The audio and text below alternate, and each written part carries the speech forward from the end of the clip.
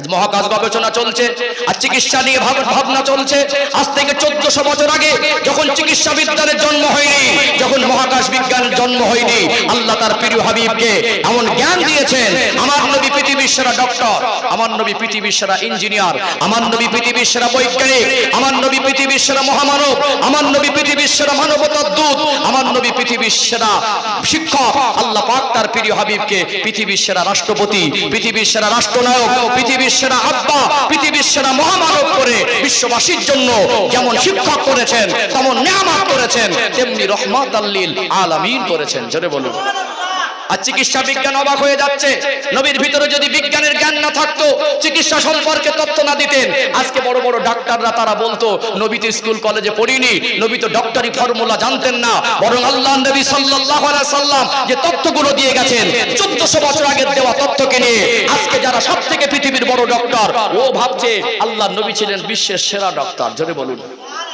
সম্মানিত উপস্থিতি, কোন দিকে কাত হয়ে ঘুমালে মানুষের হাতটা ভালো থাকবে, এ তত্ত্ব 1400 বছর আগে চিকিৎসা বিজ্ঞানের জন্মের আগে আল্লাহর নবী বলে গেছেন। জোরে বলুন।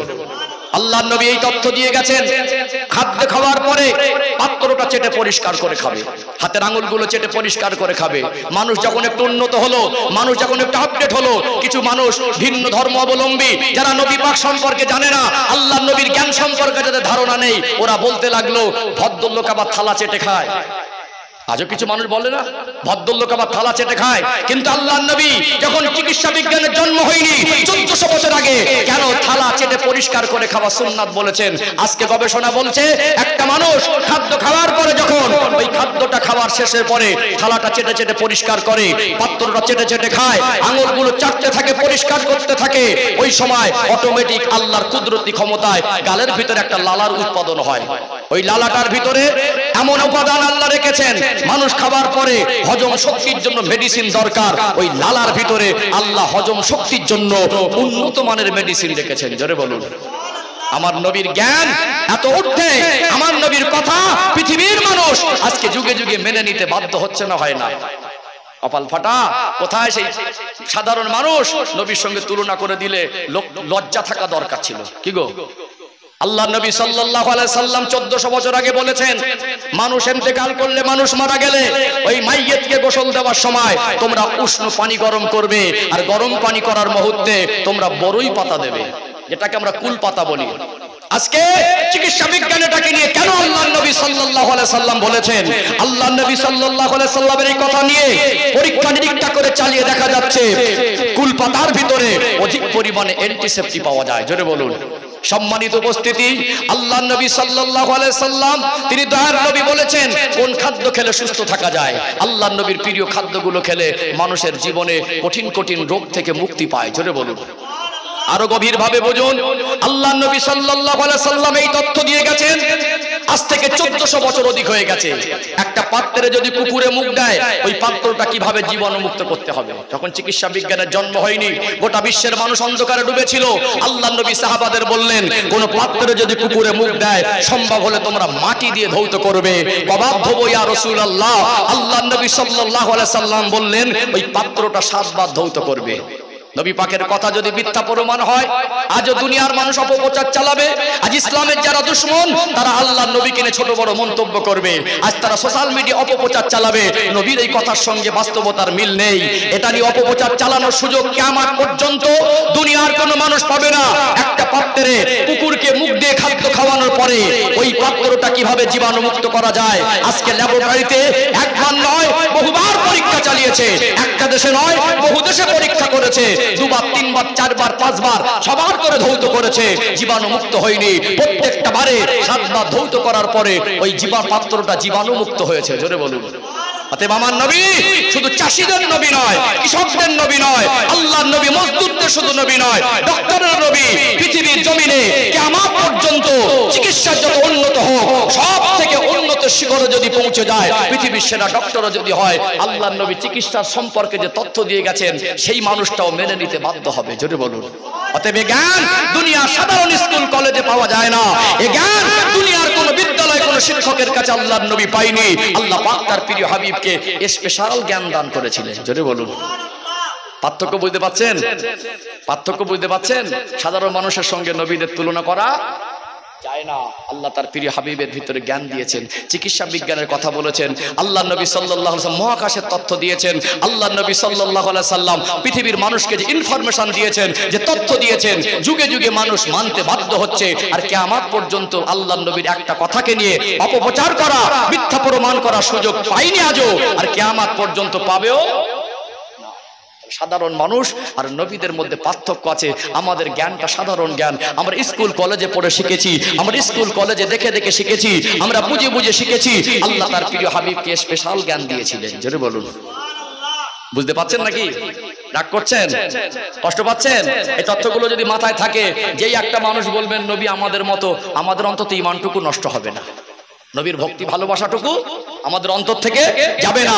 যতই নবীর সুন্নাত মেনে চলেন, নবীকে যদি সাধারণ মানুষের সঙ্গে তুলনা করে দেন, অন্তর থেকে শ্রদ্ধা না করেন, ওটা কি প্রকৃত ভালোবাসা হবে?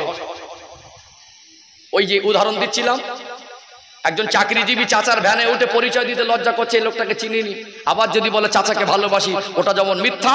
নবীকে সম্মান ছোট করে দেখা, নবী পাক সম্পর্কে খারাপ ধারণা রাখা, নবীকে যথাযোগ্য সম্মান না করা, নবীকে যথাযোগ্য ভালোবাসার নজরে, শ্রদ্ধার নজরে যদি না দেখা হয়, এটাও প্রকৃত ভালোবাসা নয়। ও ভাইজানেরা, সোনা মানিক যুবকেরা, আব্বার মায়েরা, আরেকটু ক্লিয়ার করে দেয়, আমরা সাধারণ মানুষ, আমরা ঘুমালে আমাদের চোখটাও ঘুমিয়ে যায়, আমাদের অন্তরটাও ঘুমিয়ে যায়। যে কথাগুলো জেগে জেগে শোনা যায়, একটা মানুষ ঘুমিয়ে গেল, পাশে দুই বন্ধু এমন ভাবে কথাবার্তারা বলছে, খুব জোরেও নয় আর খুব আস্তেও নয়, যেটা জেগে জেগে শোনা সম্ভব ছিল। ওই মানুষটা গভীর ঘুমে আচ্ছন্ন থাকার কারণে কি গল্প হয়েছে জানে না, ঘটে কি ঘটে না। আমরা সাধারণ মানুষ, আমরা ঘুমালে আমাদের চোখ ঘুমায়, অন্তরটাও ঘুমিয়ে যায়। আল্লাহ দয়াময় তার প্রিয় হাবিব আমার আপনার দয়ার মহানবীর ভিতরে যে স্পেশালিটি রেখেছিলেন, আমার নবী ঘুমালে দয়ার নবীর চোখ দুটো ঘুমাতো। আল্লাহ তার প্রিয় হাবিবের অন্তরটাকে আমার আল্লাহ জাগ্রত করে রাখতেন। নবী আমার জাগ্রত অবস্থায় যেটা শুনতে পেতেন, বুঝতে পারতেন, আল্লাহ নবী হুজুর আমার ঘুমান্ত অবস্থায় ওটাই উপলব্ধি করতেন। জোরে বলুন সুবহানাল্লাহ। ও ভাইজানেরা, সোনার মানিক যুবকেরা, আব্বার মায়েরা, আমরা ঘুমালে উযু নষ্ট হয়ে যায়, আল্লাহ নবীর ঘুমে উযু নষ্ট হতো না। দুনিয়ার মানুষের সামনে আপনি জোরে কথা বলতে পারেন, ওটা বেয়াদবি হবে, কিন্তু দয়ার নবী মায়ের নবীর সামনে যদি উচ্চ স্বরে কথা বলেন, ওটা শুধু বেয়াদবি নয়, ওটা চরম বেয়াদবি। আল্লাহ পাক সূরা হুজুরাতের ভিতরে স্পষ্ট করে জানিয়ে দিলেন, ইয়া আইয়ুহাল্লাযীনা আমানু লা তারফাউ আসওয়াতাকুম ফাওকা সাওতিন নবী। এই ঈমানদার সম্প্রদায়, এ আমার বিশ্বাসী বান্দা বান্দিরা, লা তারফাউ আসওয়াতাকুম ফাওকা সাওতিন নবী। তোমরা যখন আমার হাবিবের সামনে থাকবে, আমার নবীর সামনে থাকবে, আমার নবীর সামনে কথাবার্তা বলবে, খবরদার যেন তোমাদের কথার আওয়াজ আমার দয়ার নবীর সামনে উঁচু না হয়ে যায়। সাধারণ মানুষের সঙ্গে, বন্ধু বান্ধবের সঙ্গে যেমন মেজাজে, যেমন জোর গলায় কথা বলো, আল্লাহ নবীর সামনে কথা বলার সময়, দয়ার নবীর সঙ্গে কথা বলার সময় তোমাদের মনে যদি আদব না থাকে, যদি জোর করে কথা বলো, আল্লাহ নবীর সামনে যদি চেঁচাও, আওয়াজটা উঁচু হয়ে যায়, তুমি যত বড় মাপের মানুষ হও, তুমি যত বড় দরজার মানুষ হও, আল্লাহ বললেন নবীর সামনে জোরে কথা বলা যাবে না। তারপরেও যদি জোরে কথা বলো, আনতা হাবাতা আমালুকুম, তোমার জীবনে, তোমার জিন্দেগিতে যত বেশি আমল থাক, যত দামি নেকি অর্জন করো, নবীর শানে বেয়াদবি করার ফলে, জোরে কথা বলার কারণে তোমার জীবনের সব নেক আমল বরবাদ করে দেব। পার্থক্য আছে না নেই? চালাকি হচ্ছে, বন্ধুর সঙ্গে কথা বলে রেখে গাই ভাই সত্য, এটা সাধারণ মানুষের জীবন যাপন। আল্লাহ নবীর সামনে গেলে তুমি যদি পৃথিবীর সব থেকে বেশি নেকি অর্জন করো, দয়ার নবীর সামনে গিয়ে জোরে কথা বললে আল্লাহ বলছে সব বরবাদ করে দাও। তুলনা করা যাবে সাধারণ মানুষের সঙ্গে? তুলনা করা যাবে? ভাই বলছিলেন এখানে এসে শুনছিলাম আল্লাহ চায় তো ওই যশোর পাড়া থেকে একটা কাফেলা মোটামুটি উমরা হজে রওনা দেবে নাকি? প্রাণ ভরে দোয়া করি, এটা নসিবের ব্যাপার। কিসের ব্যাপার? টাকা থাকলে হজ হয় না, টাকা থাকলে আল্লাহর কাবার মেহমান হওয়া যায় না। বহু মানুষের এমন টাকা আছে 10 বার হজ করতে পারবে, ওর কবরে চলে গেল, হজে যাওয়া হলো না। কি গো, আল্লাহ ডাক আসলে আল্লাহ পাক যে কোন ওসিলায় আল্লাহর কাবার মেহমান করে নেন। নবী পাকের দরবারের মেহমান হওয়া শ্রেষ্ঠ দরবার, জোরে বলুন। পৃথিবীতে এই দরবার ওই দরবার, সব থেকে দামি দরবার আল্লাহ নবীর দরবার, জোরে বলুন। কথা কি বুঝতে পারছেন বাপজিরা ভাইরা? আজও ওই আমি দেখেছি নিজে চোখে, আল্লাহ নবীর মাজার মুকদ্দাসে সালাম দিতে হয়, ওর উপরে সোনালী অক্ষরে আজও লেখা আছে এই আয়াতে কারিমা সূরা হুজুরাতের, ইয়া আইয়ুহাল্লাযীনা আমানু লা তারফাউ আসওয়াতাকুম ফাওকা সাওতিন নবী। এই আয়াতটা আজও আল্লাহ নবীর মাজার মুকদ্দাসের ওই সালাম দেওয়া জালির উপরে লেখা আছে, জোরে বলুন সুবহানাল্লাহ। ওখানে গিয়ে আল্লাহ নবীর ওফাতের পরেও জোরে আওয়াজে কথা বলা। মদিনায় আদব, বেশি বেশি দরুদ শরীফ পড়তে হবে, নবীকে প্রাণ ভরে সালাম দিতে হবে। সালাম দিলে কি হবে? আল্লাহ নবী বললেন আমার ওফাতের পরে যে আমার মাজার মুকদ্দাসে এসে আমাকে সালাম দিল, ওই ব্যক্তির জন্য আমি রাসূলুল্লাহ সুপারিশটা ওয়াজিব হয়ে যায়, জোরে বলুন। কপাল ফাটা সাধারণ মানুষের সঙ্গে তুলনা করে দিলে। পৃথিবীর কোন মানুষের কবরের ধারে গেলে বলা যাবে ও জান্নাতে নিয়ে যেতে পারবে? নিজের জ্বালায় বাঁচে না। নবী বললেন যে আমার মাজার মুকদ্দাসে এসে সালাম দিল, আমি রাসূলুল্লাহর সঙ্গে যেন জীবিত জিন্দা মোলাকাত করে গেল, জোরে বলুন। অতএব আমরা আহলে সুন্নাতুল জামাতের আকীদার মানুষ, আমাদের ধারণা নবীর ইন্তেকাল হয়েছে, নবীর ওফাত হয়েছে, কিন্তু নবী কবরে মৃত নয়। সাধারণ মানুষের সম্পর্কে যে ধারণা করি নবী পাকের ক্ষেত্রটা ব্যতিক্রম। আমার নবী হায়াতুন নবী, আল্লাহ পাক তার প্রিয় হাবিবকে, আল্লাহ পাক সমস্ত নবীদেরকে বারজাকি জীবনে জিন্দা রেখেছেন, জোরে বলুন। আলোচনা বুঝতে পাচ্ছেন? ও ভাই জানেরা, সোনা মানিক যুবকেরা, আব্বার মায়েরা, আরেকটু ক্লিয়ার করে দেয় দয়ার নবী মায়ের নবীকে আল্লাহ দয়াময় দুনিয়ার কোন শিক্ষকের কাছে, দুনিয়ার কোন কলেজে পড়ায় নাই। আল্লাহ নবী শিক্ষক দুনিয়ার কোন মানুষ নয়। আল্লাহ পাক তার প্রিয় হাবিবকে বিশ্বের সর্বস্তরের মানুষের জন্য শিক্ষক বানিয়েছেন, জোরে বলুন। কিয়ামত পর্যন্ত যত শিক্ষিত মানুষ হোক না কেন, ওই মানুষটাও আমার নবীকে নবী বলে মানতে বাধ্য হবে। সেই রকম কোয়ালিটি আল্লাহ আমার প্রিয় হাবিবের মধ্যে দিয়েছেন, জোরে বলুন সুবহানাল্লাহ।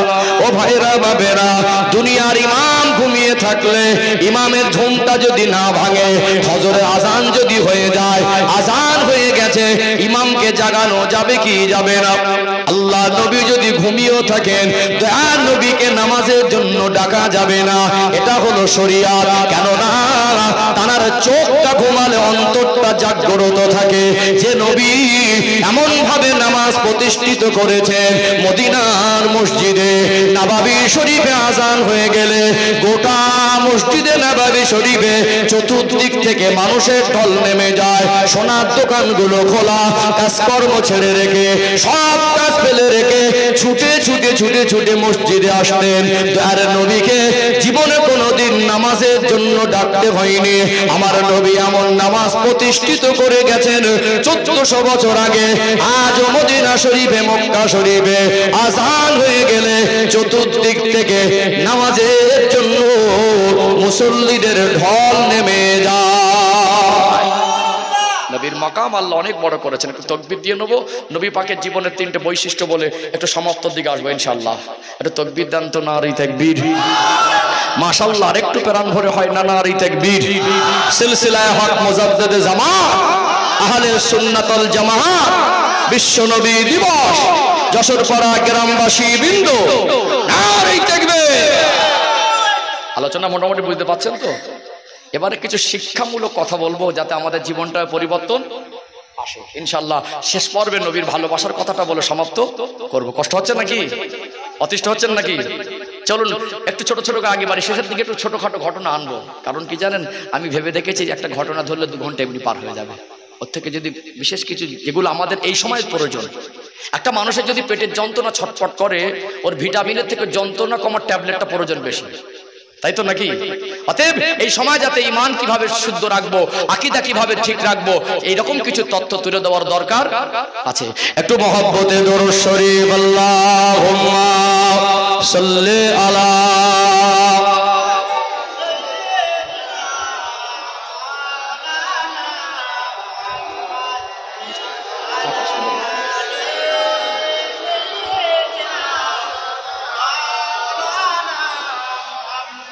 अब हमारा दिल ही सीने में है, मैं हूँ मेरा दिल मदीने में है। फूल तो फूल काटो क्या हुस्न है, लुत्फ जन्नत से बढ़कर मदीने में है। अल्लाहुम्मा सल्ले अला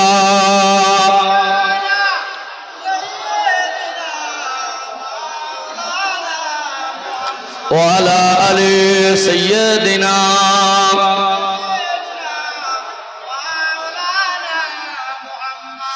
इन हवाओं से कह दो नाए इधर, मुझको खुशबू की कोई जरूरत नहीं, जिनके खुशबू से महका सारा जहां, खुशबू नबी के पसीने में गए। अल्लाहुम्मा सल्ले अला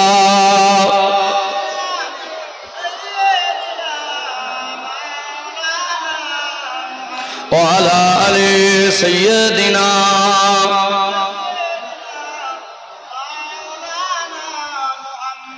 একটু জিকির করেন লা ইলাহা ইল্লাল্লাহ, সবাই মিলে একসাথে লা ইলাহা ইল্লাল্লাহ, লা ইলাহা ইল্লাল্লাহ মুহাম্মাদুর রাসূলুল্লাহ। আল্লাহুম্মা সাল্লি আলা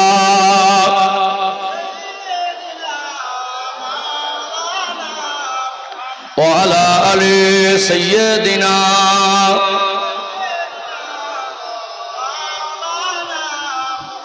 ও ভাইজানেরা, সোনা মানিক যুবকেরা, আব্বার মায়েরা, আবারও মনে করিয়ে দেয়, নবী দিবসের মাহফিলে বসেছেন, উদ্দেশ্য হবে আল্লাহর নবীর ভালোবাসা অর্জন করা। নবী দিবসের মাহফিলে বসেছেন, উদ্দেশ্য হবে দয়ার নবী, মায়ার নবীর আদর্শে আদর্শিত হওয়া। উদ্দেশ্য হবে আল্লাহ পাককে সন্তুষ্ট করা। আলোচনা করছিলাম সাধারণ মানুষ আর নবীদের জীবনটা এক নয়। নবী জিন নয়, নবী ফারিস্তা নয়, নবী মানুষ, আমার আপনার দয়ার মায়ার নবী মানুষ। তিনি অসাধারণ মানুষ, তিনি হলেন মহামানব।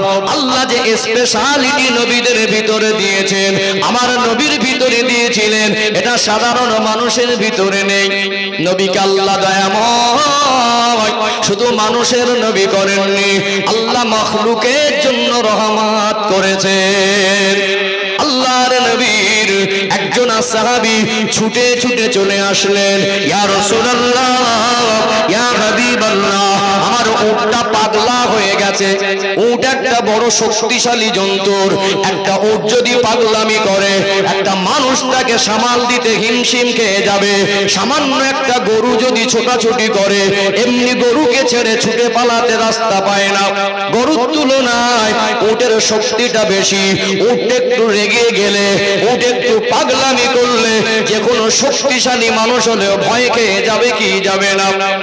উটের পাগলামি দেখে আল্লাহর নবীর সাহাবা তিনি ভীত সন্ত্রস্ত হয়ে গেলেন, ছুটে ছুটে চলে আসলেন, ইয়া রাসূলুল্লাহ, ইয়া হাবিবাল্লাহ, আমার উটটা পাগল হয়ে গেছে, উটটা পাগলামি শুরু করে দিয়েছে, আমি সামলাতে পারছি না।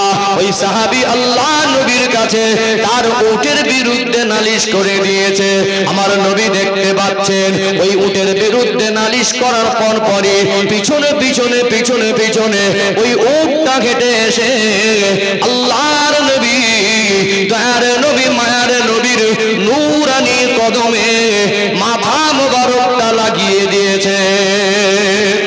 আরো জোরে বলুন। আল্লাহ নবীর সাহাবী আশ্চর্য হয়ে গেলেন, উটটা এত বেশি রেগে গিয়েছিল, উটটার পাগলামিটা এত মারাত্মক ছিল, আমি ভয়ে ছুটে ছুটে আল্লাহ নবীর কাছে এসেছি। আর ওই উটটা এসে আমার দয়ার নবীর কদমে মাথাটা লুটিয়ে দিয়েছে।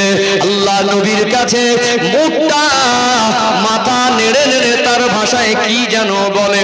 নবী যদি শুধু মানুষের নবী না হয়ে নবী যদি উটেরও নবী হয়, নবী যদি গাছেরও নবী হয়, নবী যদি মাছেরও নবী হয়, তাহলে উটের ভাষাটা বোঝার ক্ষমতা আল্লাহ দয়াময় তানার প্রিয় হাবিবের ভিতরে দিয়েছিলেন। জোরে বলুন।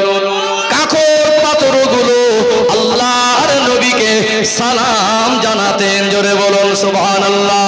ওই সাহাবী অবাক হয়ে গেল, উটটা আল্লাহর নবীর কদমে মাথাটা লুটিয়ে দিয়েছে।